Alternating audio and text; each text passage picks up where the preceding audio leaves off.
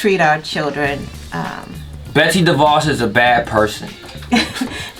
I had to get my Kanye moment real quick. Betsy DeVos is really bad, but she's not. She has nothing to do with this, but maybe she does. I felt like Kanye real quick. Betsy DeVos doesn't like black people. I didn't want to go full Kanye, but that's why I said Betsy DeVos is a horrible person. He means Kanye of yesteryear, not yesteryear. not MAGA Kanye. Nah, not talking about MAGA Kanye wouldn't say that. No, MAGA Kanye would not. He's pro Betsy DeVos. Weird. So the next story, I don't even know if we're going. I'm pretty sure 6 minutes. I didn't even hear it. It's like restart. It's probably been gone. All right. Oh, because it's on silent. So okay, so let's do it. Let's hit it. Okay. Boom. All right. So our next topic, I want to talk about DeAndre Arnold, and if you guys have never heard of DeAndre Arnold, he's a Texas teen. He's in high school, and he's set to graduate in June, May, June. Yeah, about that time. That's about graduation. His school district will not allow him to walk across the stage. Why, you may ask? Not because of his grades, not because he's failing. It's hair. It's because he has dreadlocks. And here's an interesting thing. DeAndre has been going to school with these dreadlocks, and there's a dress code, and he's been in dress code. They haven't said anything because they've allowed him to tie his dreads up so they're not past the ear, because I guess that's the issue. Yeah. Boys can't have hair past the ear. So he ties his hair up, all up, pins kind of like in your style, the way you have right, your hair?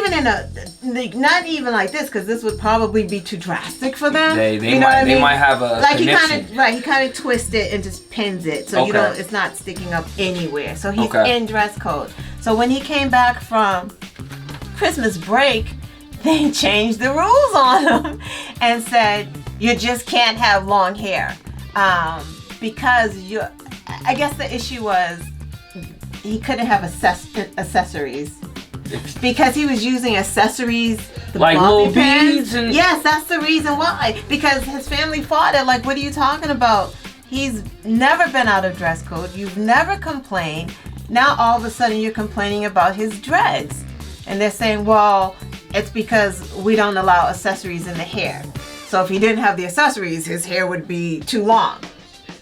So now if you don't cut it, you're telling so many things are wrong with this, right? That's again, when we complain about things, it's because of this. This is like there's implicit bias, there's explicit bias. This is like both put together. This is implicit and explicit, and it's racism because our culture with dreads, braids, this is who we are. And it's for religious reasons as well. We can have so many different hairstyles. His family's from Trinidad, so those dreadlocks mean a lot to them. You just don't cut your dreads like that. It's not a thing, people. He's not Samson. Right. And y'all not Delilah. Right. He said, no, I'm not cutting my braids. I am not. I don't care what you guys say. I'm not cutting my braids. So it's really awesome that Dwayne Wade and Gabrielle Union paid for him to walk the red carpet. So that's pretty great. Nice. Give it up. Because I guess, and I haven't seen it, and I haven't even heard of this. Gabrielle Union is producing this show called, or movie called Hair Love. You heard of that? Yeah, See, I didn't see it. What is it? So I didn't see it, but that actually that movie, Hair Love, won an Oscar. Oh, and that's why they were there, and that's why they paid for. It won an Oscar for best animation. What is it? What is it on? It's about hair. No, but TV wise, like. No, I think it's a movie. Oh, so okay. Yeah, it's a movie. It should be out on DVD ASAP. Just won an Oscar. But yeah, it's yeah. So more power to the little brother. These are just the things that we are faced with. As a black community on a daily basis. I mean, this is just one. We could Google like hundreds of instances of little girls being kicked out of school because they have braids in their hair. Like braid out. There was one girl. They literally said you can't have extensions. How do you know she has extensions? Right? How do you know? You know what they said? Because this is what the mother said. The mother's like, how do you even know she has extensions? They went back to a picture of her that they had in the school. Maybe they take school pictures. They went to her school picture the year before and said over the summertime her hair couldn't have grown that fast. So she has extensions, so she can't come to school. It's an attack on our children. Like, in California just passed the Crown Act, I think it's called. Oh, really? Yeah, where you're not allowed to discriminate. Like which you shouldn't be able to do now, but the fact that we have to go back and actually make a law, right? Or we have to make a law for it is just ridiculous. But California passed a law. I think it's called the Crown Act. But I basically, love it. The Crown. Yeah, it's dope. But basically, you can't like discriminate or do anything like that based on how a black person's hair is. And the fact that, even though it's not here in this state, the fact that a state had to pass a law like that is just ridiculous in this day and age. Yeah, these kids but it makes sense because it's this day and age. Like, right. But these kids just want to go to school. They're not even thinking about this hair. They just want to go to school. Why can't they put braids in it? It's ridiculous. Like if a little white girl had braids in her hair, that's okay, but it's not okay for the black girl just because hers are extensions. Like, who is paying attention to that? It makes no sense. What if the white girl could have, and the teacher and whoever else could have like clip-in extensions? You're not going to know. Like, it's so ridiculous. It's redonkulous.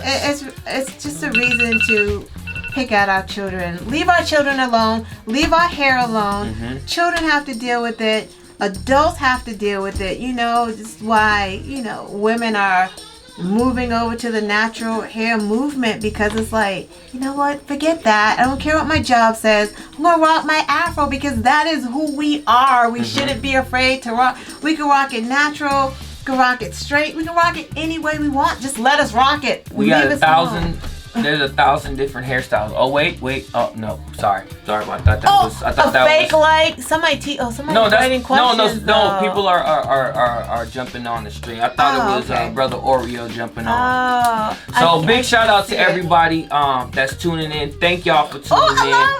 Thank you. Love back. If you're just now tuning in, we Miss Frosty Knowledge was just talking about hair and how, what's the brother's name? DeAndre Arnold of Texas. DeAndre Arnold of Texas.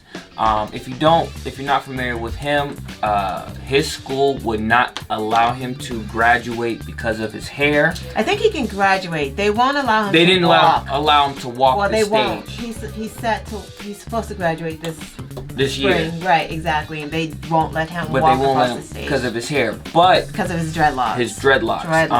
But that his he story keeps pinned up. It's crazy. Once you see the pictures and how he had his hair, it's crazy. Especially if they allowed it for this long. Right. Like, it's crazy. But his story did go viral. And Gabrielle Union, Dwayne Wade, sent him to the Oscars. A lot of one of the director that made Hair Love, that won an Oscar. Those three invited him to the red carpet.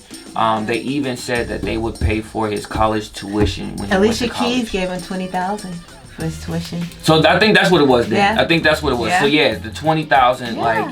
like, just like she was saying, this isn't a uncommon story. This was riddled throughout the news stories last year, even up till December.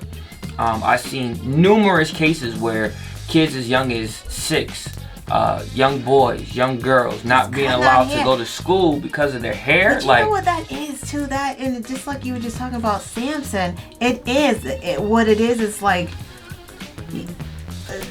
authority, and you're trying to, take the power away and dehumanize, you know what I mean? And that's awful. And that comes from just back in the day. That's the same thing you do back in the day. I want to take your power away from you. I know you love this hair. I know this is a part of your culture. Guess what? We don't care. We want you to cut it. Like, cut his hair. Like, I'm still... Yeah, it's crazy. It's crazy. But, It happens, and we just have to call it out when we see injustices like that. Right. And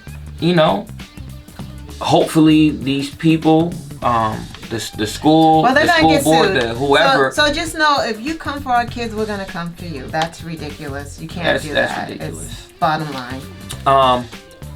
So keeping on with the kind of school narrative, it was just reported by NPR. There's an organization that makes sure that the federal government student loans is giving out loans equally, fairly, and not doing like predator loan lending and things of that nature that happened about maybe 5-6 years ago. So this organization found out that if you apply for a student loan and your college of choice is a HBCU, and which is a historically black college or university, they would charge you $3,500 more for your loan versus if you went to any other university. That's very problematic because you wouldn't know. And the only reason why we know is because this organization was like, yo, we got to do this. Let's just find out what's going on. Right. And the fact that they found that they're gonna, it goes into debt. That it's like, it's sly, it's slick, it's sneaky, that's and it's conniving. That's the systemic racism that we talk about when people are like, there's no systemic racism. Mm-hmm. Prove it. You can do anything that anyone else can do. Mm-hmm. No, that is systemic racism. That's how you get us. The percentage rates on our loans are higher, like for homes. Like you can have the same credit rating as your white counterpart, but why are our rates higher?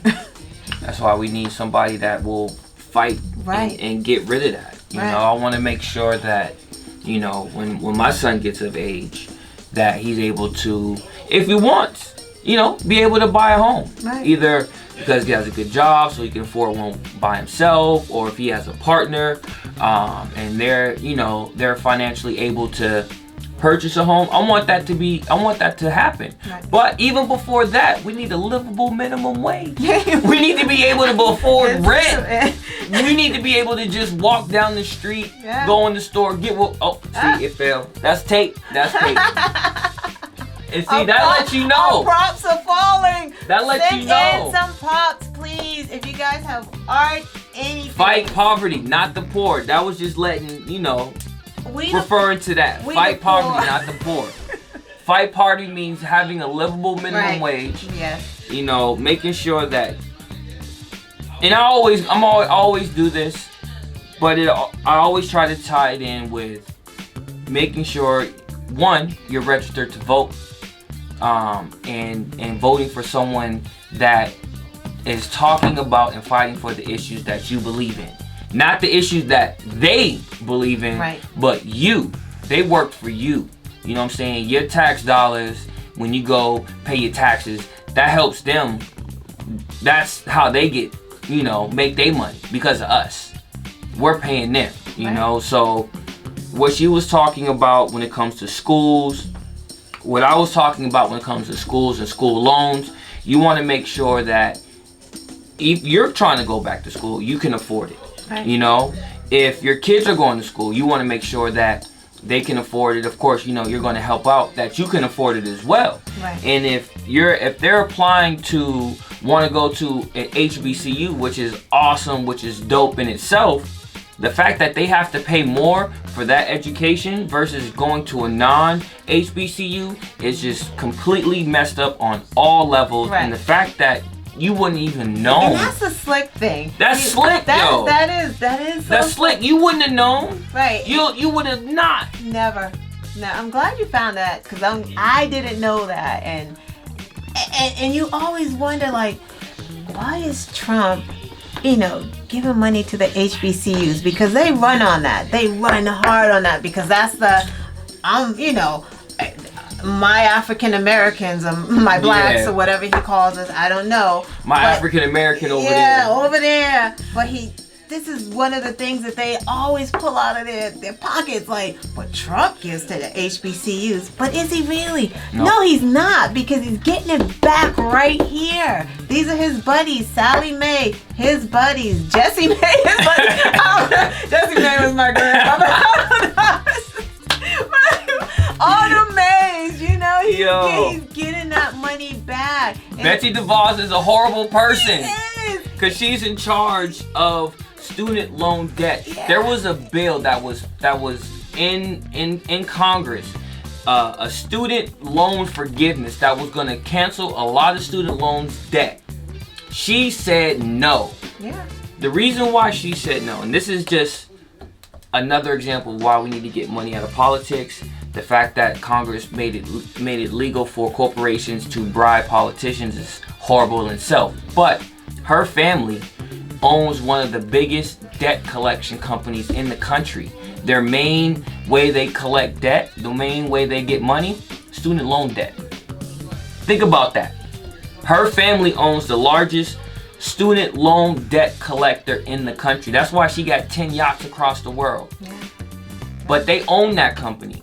And that's how they make money. They make money off the debt that I have, that she has, that you guys have. If you have kids in college, that's how they make money off your debt. Yeah. Meaning they want to keep you in debt so they can make more money. Yeah. Right? Charging $3,500 is going to create more debt. Yeah. And it's targeted. And they don't think about it's targeted. They don't even have debt forgiveness. Trump came out today talking about, hey, I want to sign a bill to put vocational and some other blue collar thing back into the high schools because he wants to dumb it down for us. So he wants to keep everybody in certain type of fields. But then look over here. But then over there, he didn't he deny that bill for debt forgiveness? Mm-hmm. Yeah, so is he really trying to help us? No, no, none of them are. He needs to get out of office 4 years ago. Vote blue no matter who. I mean, we got to get him out. He's got to go, guys. He has to go.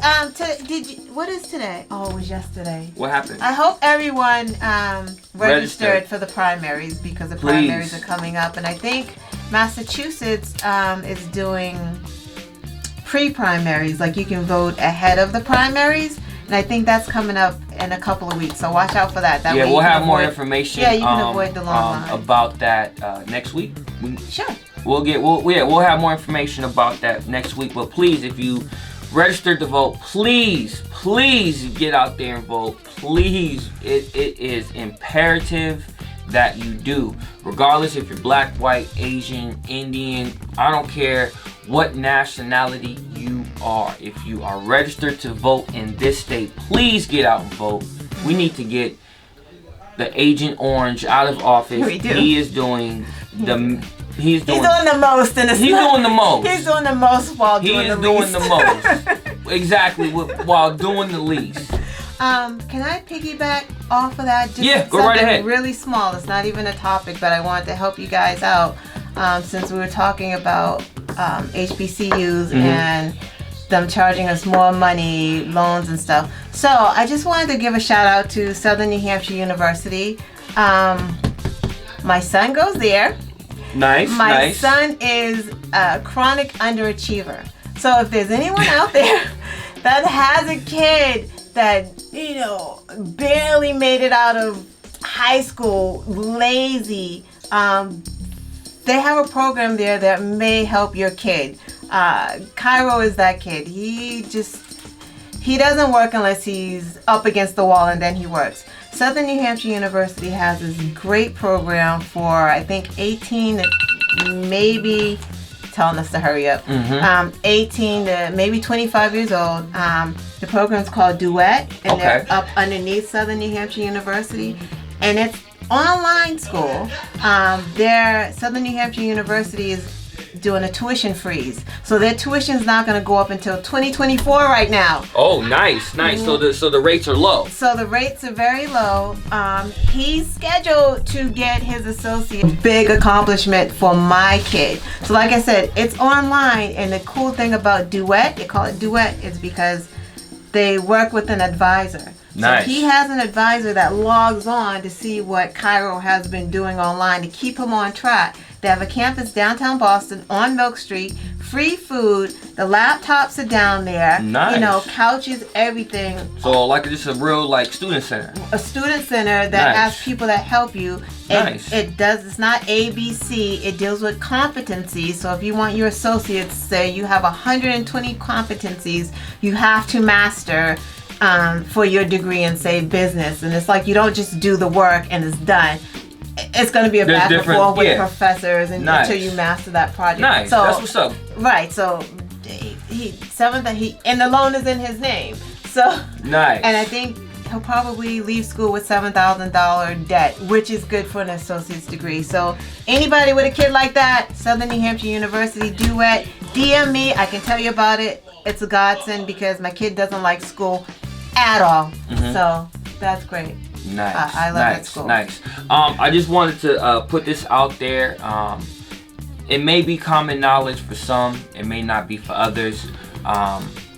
As our guests that always come into our home and share this time with us, I just like to just keep people informed. But this is just your local reps. Last week we put out a number where you can call to get on their case. Again, they work for you. They work for us. If they ain't doing something, you better call. What we say? White lady asking for the manager? Yes. Hello? Yo, the manager? Let me see them. Let me talk. Yes. You be that. Yes. You know? Now don't be and then y'all you know y'all right. Y'all anyway, y'all nice. get it. Y'all get it. But no, these are your local reps for different districts and your city at large.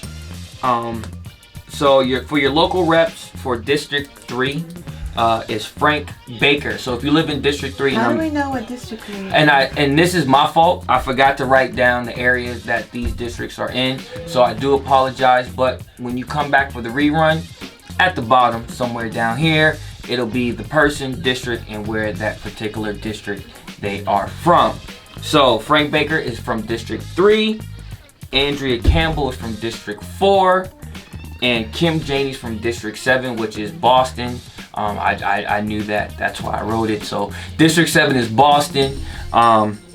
Kim Janey, these are your local reps. If anything is going on, if you need to see change, if you want to make sure laws and things that are happening that affect you in a positive way, these are the people you need to reach out to make sure that they are happening. Right. For at large, we have Mike Flaherty. We have Anissa. I cannot pronounce her last names, but it's Anissa George. We also have Julie Mejia, and we also have what's it? No, I think that's right. I think so. I think I said it right. So. I think I said it right. And then we also have Michelle Wu. These are your local reps in city at large. These are the people who represent you, represent us. These are the people that you need to go to when you see something not being done. Right. These are the people you need to talk to make sure things do get done. Not just politics, man. That pothole, that street sign, stop sign is down, cars going too fast, light is out. Call these people. Don't be active. Right. Don't settle for this. Active. We pay taxes. This is what your tax dollars are going for. We want you to be the best Bostonians you can be. And what does that mean? That means pestering your local reps. That means getting on their case. That means, hey, I'm paying too much for lunch program. Y'all need to fix that. Something's not right. Y'all need to fix that. That's important. Kids need to eat in school. You know the charter school? Well, the one right around the corner where my 11-year-old goes to, it's free breakfast and free lunch now. That's what's up. Well, we need that for the Boston Public School. We need it everywhere. But I'm just saying, I just use that as an example. I don't know why they can't do this. Because they don't want to. Because of money, because of greed, because of corruption. Come on. These kids need to...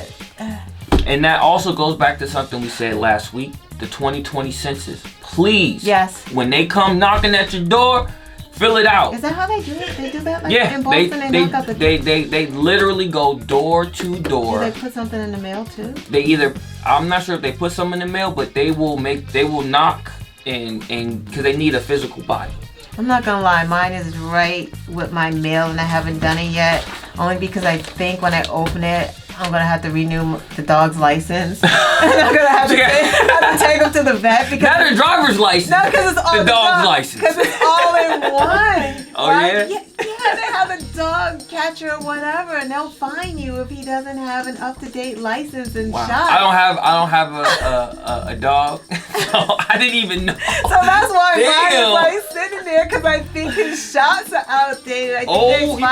I think they expire this year, so I gotta. Dogs are just like people. They're expensive. They are just like people, but just nastier. I don't like dogs. They wanted a dog. No, the kids wanted them and them. Well, the kids wanted them. Now my 18-year-old daughter, it's her dog, and she's like, I got track, I got soccer, I got basketball. It's like, well, now it's your dog. It's the family dog. You got a new kid. That's awesome. No Get your kids vaccinated. Hey, your we talked about that last week. Shots. The rabies shots. Get them shots. Don't nobody want no rabies. Health is a big thing right now. Even for your pets. Even for your pets. We love pets.